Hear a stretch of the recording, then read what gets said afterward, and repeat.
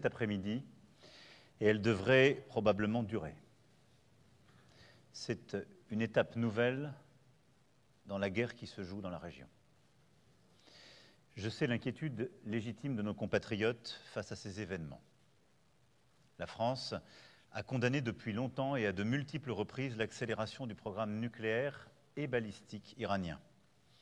L'Iran a continué d'enrichir de l'uranium sans aucune justification civile et à des niveaux désormais très proches de ce qui est nécessaire pour un engin nucléaire, accumulant près de 40 fois plus d'uranium enrichi que ce qui lui était autorisé.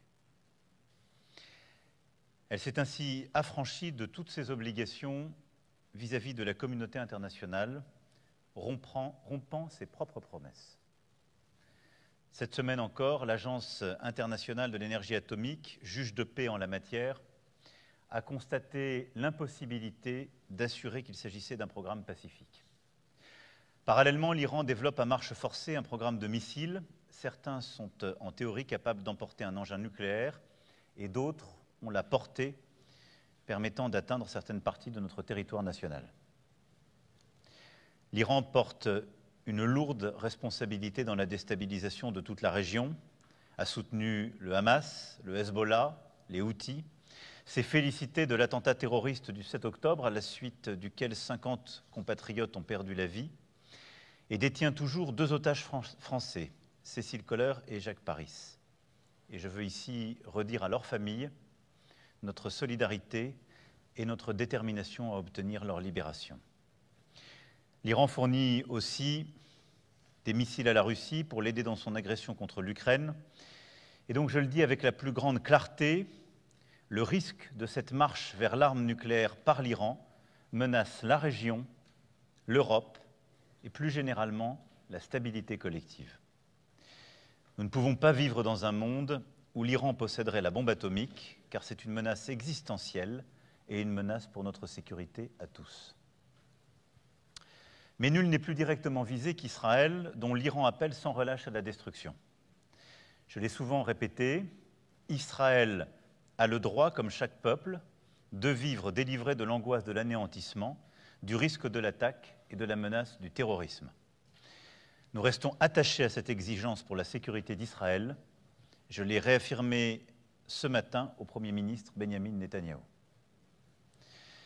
Face au risque majeur de déstabilisation pour toute la région, la France appelle désormais toutes les parties à la plus grande retenue pour éviter l'escalade.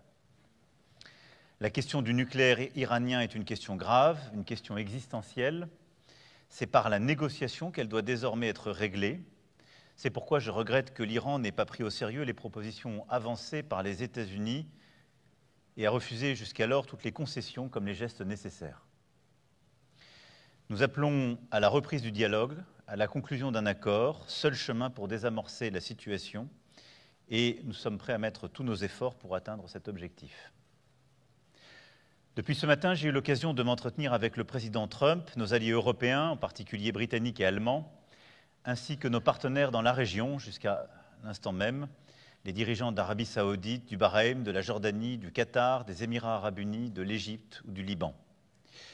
Nous serons aux côtés de nos partenaires dans la région, auxquels j'ai rappelé notre solidarité et notre engagement, y compris celui de nos forces pour les protéger. Ce matin, j'ai tenu un conseil de sécurité et de défense nationale sur la situation au Proche et Moyen-Orient et ses conséquences pour notre pays. Avec les ministres concernés, nous avons pris toutes les décisions pour faire face aux évolutions de la situation et pour assurer la sécurité des Français partout sur notre territoire. Nous avons en particulier décidé du renforcement de notre dispositif Sentinelle pour faire face à toutes les potentielles menaces sur le territoire national. Plusieurs mesures ont aussi été actées pour garantir la sécurité de nos ressortissants, de nos troupes et de nos ambassades dans la région. Je demande à nos compatriotes de ne pas se rendre sur place, quel que soit le prétexte. Notre dispositif militaire dans la région est quant à lui en alerte. Mesdames et messieurs, ces événements de la nuit et ce que je viens de rappeler sont évidemment à remettre dans la perspective du conflit plus large qui se joue dans la région et l'histoire plus longue, et en particulier depuis les attaques terroristes du 7 octobre 2023 et la guerre en cours à Gaza. Et ces dernières heures ne doivent pas nous détourner de la nécessité d'établir un cessez-le-feu permanent à Gaza, assorti de la libération de tous les otages et d'une aide massive à la population palestinienne soumise à un blocus humanitaire injustifiable. Je viens ici de rappeler tout ce que nous avons à faire et la gravité de la situation depuis cette nuit, mais ceci en aucun cas ne doit nous faire oublier Gaza. Les efforts pour rétablir le cessez-le-feu, rompu depuis le 1er mars, n'ont à ce stade pas abouti. Pourquoi? Parce que cette logique militaire, celle de l'occupation, des déplacements, du siège, ne mène nulle part, si ce n'est à un conflit permanent. Pour arrêter la guerre, il faut redonner une perspective de paix afin de bâtir les deux États et assurer la paix et la sécurité pour tous. C'est ce que porte la France depuis le 7 octobre, fidèle en cela à son engagement historique, et c'est aussi le rappel qu'une vie vaut une vie, et que pour la France, il n'y a pas de double standard. C'est par cette exigence que seront restaurées la paix et la sécurité régionale. Aujourd'hui, à Paris, la société civile israélienne et la société civile palestinienne étaient venues porter ce message, et je regarde leur engagement avec espérance. Elles se sont réunies au Conseil économique, social et environnemental et ont remis au ministre des Affaires étrangères un appel à l'action, l'appel de Paris, auquel je compte désormais donner suite. Ces voix soutiennent en particulier l'initiative annoncée avec le prince héritier d'Arabie saoudite pour relancer la création d'un État palestinien et la pleine intégration d'Israël au Moyen-Orient, qui se traduira par une conférence internationale sous l'égide des Nations Unies à New York. Les objectifs que nous poursuivons à travers cette conférence internationale co-organisée avec l'Arabie saoudite sont les suivants. En premier lieu, sécuriser la libération des otages et permettre l'arrivée dans la bande de Gaza d'une aide humanitaire massive. Ensuite, consolider le cessez-le-feu le plus durable possible. Troisièmement, enclencher un processus politique qui se substitue aux armes et qui permette d'obtenir une réforme de l'autorité palestinienne et la mise en place d'une administration sous l'autorité palestinienne dans la bande de Gaza, excluant le Hamas qui doit être désarmé. L'objectif, c'est donc un État palestinien démilitarisé, reconnaissant l'existence et la sécurité d'Israël, qui doit recevoir le soutien d'une mission internationale de stabilisation. C'est le préalable indispensable à l'intégration régionale d'Israël et à l'établissement de sa reconnaissance mutuelle. Si nous devons décaler la tenue de cette conférence pour des raisons logistiques et sécuritaires, dans la mesure où les dirigeants de l'autorité palestinienne ne peuvent rejoindre les Nations Unies, elle aura lieu au plus vite. Et dès les prochains jours, en lien évidemment avec les dirigeants de la région et plus particulièrement avec l'Arabie saoudite, une date sera refixée. Ce report ne saurait remettre en cause notre détermination à avancer vers la mise en œuvre de la solution des deux États, quelles que soient les circonstances. J'ai dit ma détermination à reconnaître l'État de Palestine. Elle est entière et c'est une décision souveraine. En ces heures, l'urgence d'un Moyen-Orient en paix est d'autant plus grande. Je mettrai à profit les grandes échéances des prochains jours et notamment le sommet du G7 dès la semaine prochaine pour rapprocher les points de vue de nos partenaires, nous concerter plus avant avec les États-Unis d'Amérique et avancer dans ce sens. Chaque jour, chaque heure, la France agit pour la paix et la sécurité pour tous au Moyen-Orient. Je vous remercie et je vais maintenant répondre à vos questions. Francesco Fontemaggi pour l'agence France Presse. Vous avez détaillé l'état d'avancement du programme nucléaire iranien. Est-ce que, selon les renseignements que vous avez, cet état d'avancement, à quel délai est-il de la fabrication d'une bombe atomique? Est-ce que vous avez quelque chose de plus précis à nous dire là-dessus? Et donc, si je comprends bien votre démonstration, ces renseignements que vous aviez, en tout cas cet état d'avancement, justifiaient l'opération menée cette nuit et encore aujourd'hui par Israël. Est-ce que c'est cela votre conclusion? Et est-ce qu'elle justifie aussi que ces opérations continuent dans la durée, comme vous l'avez dit et comme l'a dit le gouvernement israélien?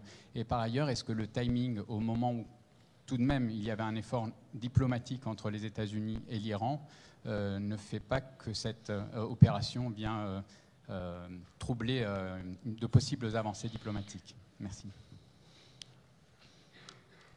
Les informations que nous avons et que nous partageons avec nos partenaires, ce dont nous disposons aussi des informations de nos partenaires, et je dirais plus encore les informations qui ont été partagées par l'AIEA, l'Agence internationale donc, de l'énergie atomique, qui est en charge du suivi de ce programme, sont plus que préoccupantes. Et c'est sur la base de ces informations que nous avons d'ailleurs eu un vote majoritaire qui a, comme je le disais, qualifié le programme en cours, remis de la pression sur l'Iran et demandé des précisions nouvelles. Et donc oui, l'Iran a poursuivi son programme ces derniers mois, a continué d'enrichir et est proche d'un stade critique, c'est-à-dire le stade qui permet en effet de produire des engins nucléaires et ensuite qui déclenche la mécanique qui permet ensuite, en effet, d'avoir des armes nucléaires. Donc la situation est aujourd'hui très préoccupante à cet égard et ce programme ne répond pas aujourd'hui aux engagements qui avaient été pris naguère par l'Iran elle-même. Pour autant, la voie que la France continue avec constance de poursuivre est une voie diplomatique, c'est-à-dire celle qui consiste à redonner la légitimité à l'AIEA de poursuivre son programme, à demander de suivre l'ensemble des sites d'enrichissement et de revenir à des seuils qui correspondaient aux engagements internationaux. Nous avons été parmi les pays les plus exigeants et les plus constants sur la question du nucléaire iranien comme du balistique iranien, mais nous avons toujours privilégié la voie de la discussion diplomatique et des exigences techniques de l'AIEA plutôt que l'intervention militaire. C'est pourquoi la France n'était pas engagée dans une discussion avec Israël sur ce sujet, et c'est pourquoi la France ne recommandait pas des attaques de la part d'Israël. La situation que je viens de décrire a conduit Israël à prendre cette décision. Est-ce que pour autant nous la soutenons, nous avons voulu l'accompagner ou nous l'avons planifié avec eux? La réponse est non. Je rappelais simplement un contexte qui fait que oui, la situation dans laquelle nous étions entrés était très clairement une menace pour Israël, est une menace pour nous tous. Nous avions privilégié une autre voie. Les choses se sont passées comme elles se sont passées ces dernières heures. Elles ont d'ailleurs conduit à la neutralisation de responsables qui avaient eux-mêmes, par leurs déclarations, parfois par leurs actes, conduit des activités qui étaient dangereuses pour notre propre pays. Aujourd'hui, notre souhait, comme je viens de le rappeler, c'est que les discussions reprennent. Et donc, nous appelons d'une part à ce qu'il n'y ait pas d'escalade dans les représailles iraniennes, et d'autre part à ce qu'au plus vite, Israël puisse, au contraire, aider les États-Unis d'Amérique, les Européens, à reprendre les discussions avec les Iraniens pour se remettre autour de la table et reprendre le contrôle sur ce programme. La situation qui a été créée par ces frappes ouvre une ère nouvelle, je l'ai dit, de la guerre dans la région et doit conduire Israël à accepter enfin le cessez-le-feu, la libération des otages et une reprise des discussions politiques.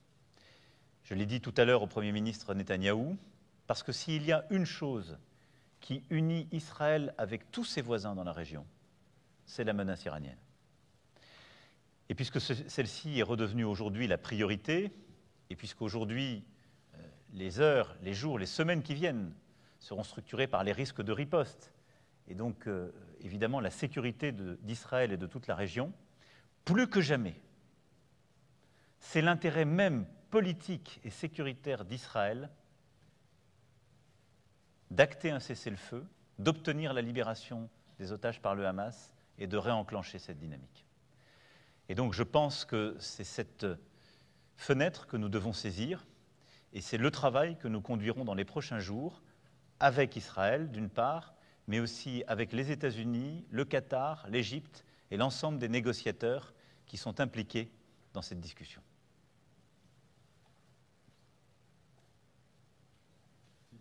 Pour Le Monde, Monsieur le Président, bonjour. Vous avez souligné dès ce matin le soutien de la France au droit d'Israël à se défendre. Je voulais savoir jusqu'où pourrait aller ce soutien. Est-ce qu'il s'agit, puisque les forces françaises, comme vous l'avez dit, sont en alerte dans la région, d'aider Israël en cas de riposte massive de l'Iran dans les prochaines heures ou prochains jours? Est-ce qu'il s'agit éventuellement d'accompagner également Israël dans ses opérations offensives sur le territoire iranien? Où est-ce que vous placez la frontière dans le soutien de la France donc à Israël? Et puis, vous parlez de la reprise des négociations que vous appelez de vos voeux. Sous quelle forme? Est-ce que c'est une négociation qui doit continuer dans la forme actuelle, c'est-à-dire entre Washington et Téhéran, ou est-ce que les Européens doivent y être associés dorénavant, puisqu'on a vu que la première phase n'a pas tellement été concluante, les Européens y associés, voire la Chine et la Russie comme au temps du JCPOA? Voilà, merci. Merci beaucoup. Le soutien, celui que nous avons toujours apporté, mais j'ai toujours été clair, ça n'est pas un soutien inconditionnel et sans limite. Et j'ai d'ailleurs été clair lorsqu'il s'est agi de lutter contre le terrorisme du Hamas que nous avons condamné avec force le 7 octobre dernier. Nous avons soutenu toutes les opérations ciblées d'Israël, sa volonté de très clairement se protéger du terrorisme, mais en aucun cas nous n'avons soutenu les opérations qui mettaient en danger la vie des civils. Et c'est pourquoi nous avons appelé dès la fin octobre 2023 à un cessez-le-feu sur le territoire. Pour ce qui est de l'Iran, nous soutenons la sécurité d'Israël. Et donc, si Israël devait être attaqué dans le cadre d'une représaille par l'Iran, la France, compte tenu de ses emprises, et si elle était en situation de le faire, participerait aux opérations de protection et de défense d'Israël. Et j'ai marqué notre disponibilité en ce sens. À l'inverse, je n'envisage aucunement de participer à quelque opération offensive que ce soit. Ce n'est pas notre rôle et ce n'est pas le chemin que nous choisissons, je l'ai déjà dit. Nous sommes pour un chemin diplomatique sur la question du nucléaire et du balistique iranien. Pour ce qui est des négociations de cessez-le-feu, comme des négociations nucléaires et balistiques, je crois en effet à l'efficacité d'impliquer les Européens qui sont des partenaires de confiance. Et nos contacts, comme notre travail, sont permanents. J'ai passé la journée à échanger avec l'ensemble des négociateurs du cessez-le-feu, comme avec tous les acteurs de la sous-région. Et donc, oui, mon souhait, c'est que nous puissions être réinclus dans ces actions et ces opérations, qu'il s'agisse du cessez-le-feu ou de la discussion sur le nucléaire iranien. Néanmoins, la lucidité me conduit à dire que si je vois une fenêtre rouvrir sur les négociations sur le cessez-le-feu à Gaza, les prochaines heures et les prochains jours seront difficiles pour rouvrir des négociations efficaces avec l'Iran sur la question du nucléaire. Mais nous devons y travailler, nous devons nous réengager sur ce sujet. Bonjour, Monsieur le Président. Hussein Knaber de la chaîne Al Arabiya. Vous vous êtes entretenu aujourd'hui avec un grand nombre de dirigeants régionaux et internationaux. Quel était le message que vous avez pu passer à vos partenaires au nom de la France? Et craignez-vous aujourd'hui un conflit généralisé au Proche-Orient? Craignez-vous des répercussions sur le Liban qui a souvent été la caisse de résonance des conflits régionaux? Merci. Merci beaucoup. J'ai d'abord voulu partager l'analyse de la situation avec tous les partenaires de la région. Ensuite, insister sur la sécurité de la France, de ses emprises, de nos ressortissants, de nos diplomates comme de nos troupes. Et avec beaucoup de ces pays, voulu aussi apporter mon soutien et dire aussi la présence de la France en cas de riposte qui pourrait affecter la sécurité de ces derniers. Quant au Liban, la France reste comme toujours vigilante et préoccupée par la sécurité du Liban qui, vous avez raison, peut être menacée depuis son propre sol comme depuis l'extérieur, dans ce contexte. Et donc nous avons aussi des contacts multiples pour essayer de limiter ce risque et de tout faire pour qu'il n'y ait pas un embrasement. La situation aujourd'hui, soyons honnêtes et lucides, est une situation à haut risque. Nul ne peut dire qu'elle est maîtrisée. Et les risques d'escalade, y compris d'escalade non contrôlée, existent. C'est pourquoi il faut la plus grande vigilance, c'est pourquoi il faut redoubler d'efforts, de prise de contact. Il faut garder un calme, une lucidité, un sérieux dans tout ce qui est fait. C'est ce que nous essayons de faire, mais très clairement, les heures, les jours qui viennent sont extrêmement dangereux pour toute la région et au-delà. Bonjour Monsieur le Président, Léopold Debert pour BFM TV. Je rebondis sur ce que vous disiez avec cette réunion à New York le 18 juin, donc reportée, vous l'avez annoncé. Est-ce que c'est un échec de manière globale? Si oui, qui est responsable de cette situation aujourd'hui? Et vous avez également évoqué tout à l'heure le risque de contagion, si je comprends bien, à d'autres conflits. Est-ce que vous pouvez nous expliquer votre point de vue? Notamment, vous avez fait référence à la Russie. Je vous remercie. C'est d'abord un choix de pragmatisme et de sécurité. Quel sens aurait une telle conférence dans laquelle le prince héritier d'Arabie Saoudite et moi-même devions être, que nous coprésidions, où le président de l'autorité palestinienne devait prendre verbalement des engagements forts, au-delà même de la lettre qu'il a déjà écrite, et qui sont des engagements historiques et des déclarations historiques. Si tous les dirigeants de la région, pour des raisons évidentes, sont tenus chez eux. Et aujourd'hui même, le prince héritier comme le président de l'autorité palestinienne m'ont indiqué qu'ils n'étaient pas en situation logistique, physique, sécuritaire et politique de se rendre à New York. Donc c'est juste des raisons pragmatiques et de la pure lucidité. Néanmoins, la dynamique créée par cette conférence est une dynamique inarrêtable. D'abord parce que nous avons obtenu ces dernières semaines des engagements historiques de plusieurs. De l'autorité palestinienne, qui a enfin reconnu et condamné les attaques terroristes du 7 octobre, qui s'est engagée comme elle ne l'avait jamais fait dans un processus elle-même de reconnaissance avec Israël et dans sa volonté de créer les conditions politiques, sécuritaires des deux États et d'une sécurité régionale. Dans la volonté affichée et réaffichée, obtenue il y a quelques semaines lors de mon voyage en Égypte, d'avoir une implication égyptienne dans la sécurité de Gaza le jour d'après. Mais aussi dans les engagements obtenus, eux aussi historiques, il y a quelques jours à peine, en Indonésie, du président Prabowo, affirmant pour la première fois haut et fort, une fois ce processus déclenché, sa capacité à reconnaître Israël et sa sécurité. Tout ça, c'est la dynamique de cette conférence qu'il a créée. Ce que la rencontre d'aujourd'hui entre les sociétés civiles israéliennes et palestiniennes, la convergence de vues, la même détresse, les mêmes souffrances exprimées durant toute cette journée, mais exprimées depuis des mois et parfois non entendues à travers le monde, de ces deux peuples, nous oblige. Et donc, je vous le dis, ce mouvement est inarrêtable. Et donc, dès que les conditions sécuritaires nous le permettront, nous le ferons. Ensuite, pour les risques, je ne vais pas ici documenter le pire, mais nous nous préparons à tout.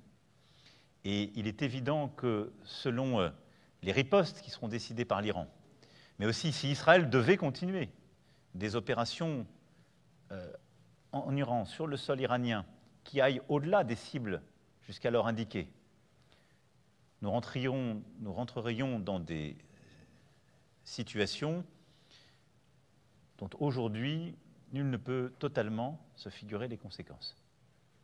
Ensuite, nous restons très vigilants sur les solidarités qui se sont dessinées ces derniers mois.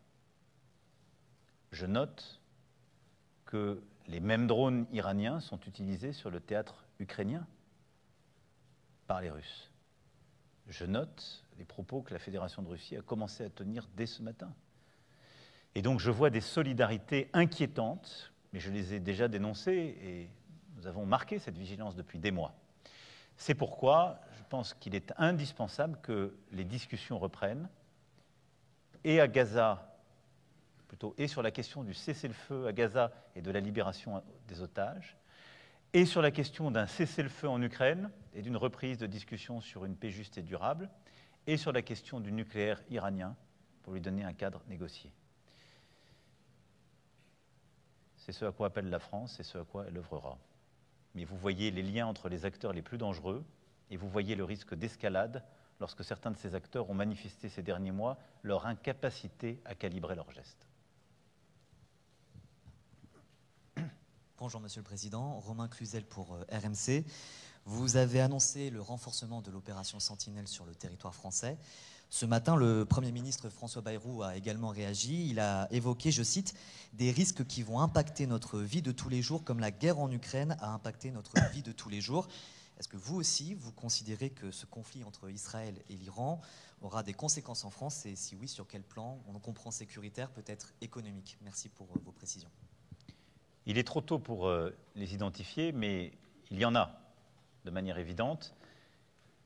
Il y a très clairement de toute façon une vigilance sécuritaire, c'est pourquoi nous décidons de ce renforcement, parce que l'Iran, par le passé, a aussi montré sa capacité dans ses ripostes ou ses actions à mener des actions terroristes sur des sols étrangers.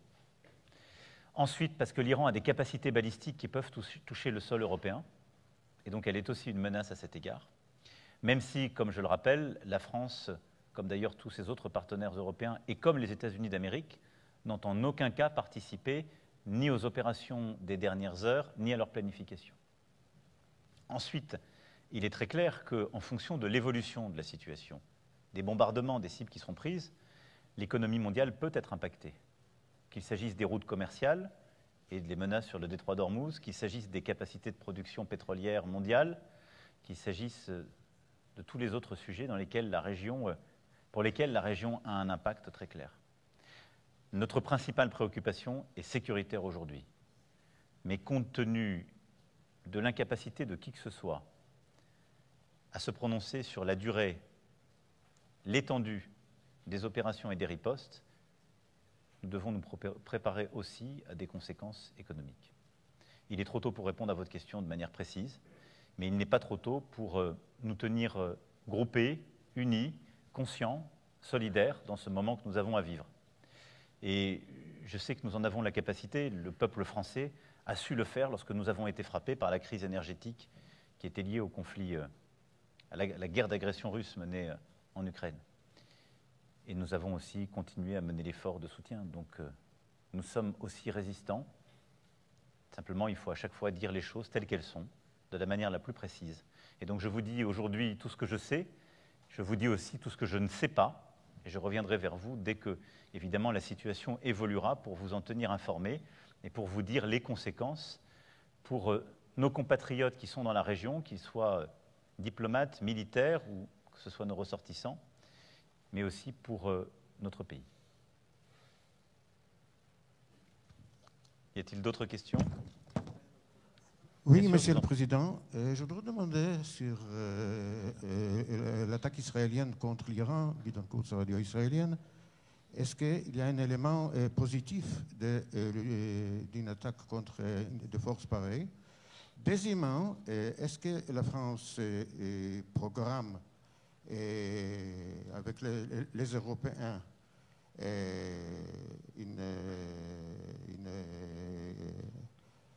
une possibilité de calmer les choses?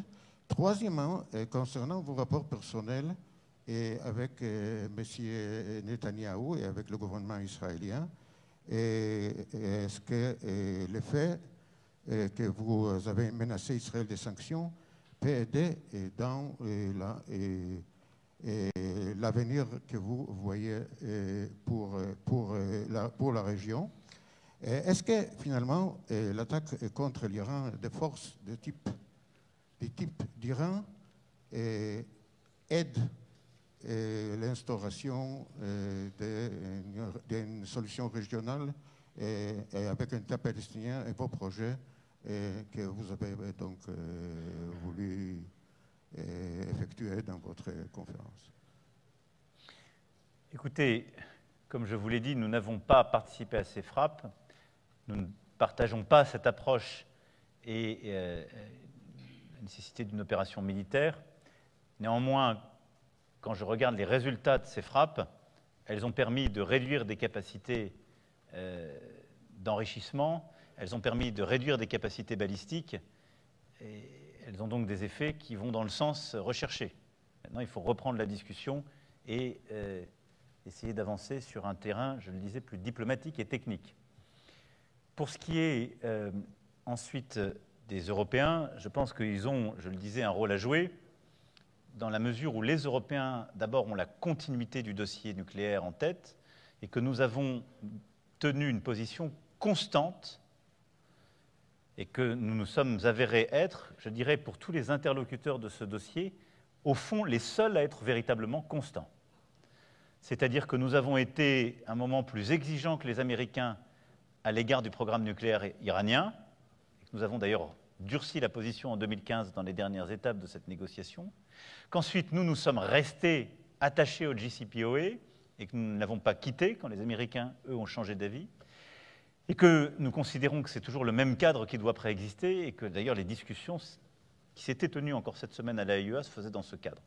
Et donc je pense que pour toutes les parties prenantes, les Européens ont à la fois la connaissance dans la profondeur du dossier, les compétences, en particulier pour la France, qui est un État doté avec des compétences techniques nucléaires fortes, et une cohérence. Enfin, je considère que, au fond, notre responsabilité, notre rôle, notre position est toujours la même. Nous sommes attachés à la paix et la sécurité pour tous. Et oui, parfois, nous avons des désaccords avec Israël, et nous les assumons. Ou plutôt, nous avons des désaccords avec le Premier ministre Netanyahou et son gouvernement, et nous les assumons. Parce que, parfois, nous considérons que les décisions qu'il prend sont mauvaises pour la sécurité d'Israël elle-même. Et lorsqu'il mène une opération massive terrestre qui fait tant de victimes civiles à Gaza, nous considérons que c'est à la fois une trahison de ce qu'est l'histoire même et l'identité d'Israël, et dangereux pour la sécurité d'Israël, aujourd'hui et demain. Voilà. Et donc, si je devais vous résumer les choses et la position française, elle est assez simple. Nous sommes pour la paix, la sécurité et la stabilité pour tous dans la région. Nous ne voulons pas d'un Proche et Moyen-Orient avec un Iran qui soit doté de l'arme nucléaire. Nous ne voulons pas d'un Proche et Moyen-Orient où Gaza soit durablement occupé, des civils maltraités.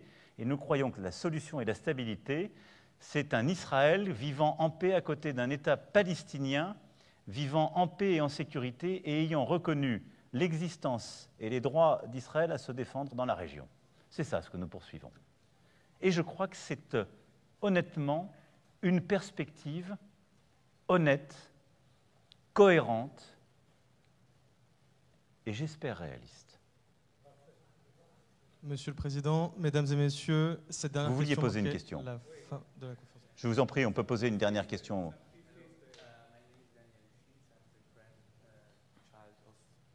I'm the grandchild of Oded and Yocheved Lifshitz. My question will be on behalf of the Forum of the Hostages and Amos Gitai as well. My question is for you, who will govern Gaza? Who can we trust not to be preoccupied with returning to terror or turning it into a haven for Hamas? And I want to appreciate your sensibility for the people of Israel and Gaza, as well your unwavering support for the families of the hostages. Thank you, Mr. President. Thank you very much.